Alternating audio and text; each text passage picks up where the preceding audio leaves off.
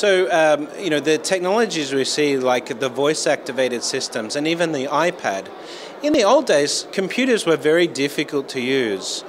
Even the old IVR systems, when you'd ring up the bank and press 1 for English, press 2 for Polish, it was complicated. So the older people found this technology more difficult to use, which is why they preferred a human experience. But as technology gets more and more capable, it gets easier for us to use. So in the future, you'll just be able to talk to your computer and say, hey, can I afford to buy this new house, or can I afford to do this? And your computer will be able to tell you. So the technology becomes a lot more achievable for everyone to use. And I think if you think about things like retirement planning and healthcare and all of those things, we'll be relying on these technologies in the future more.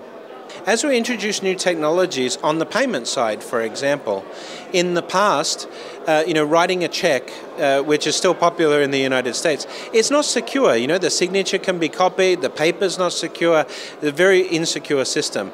When we went to magnetic stripe cards, it improved. EMV and chip and pin that we use is now, and PayPass and tap to pay contactless, that gets more secure. But now we can use our phone and we can put a facial recognition, or we can use fingerprint.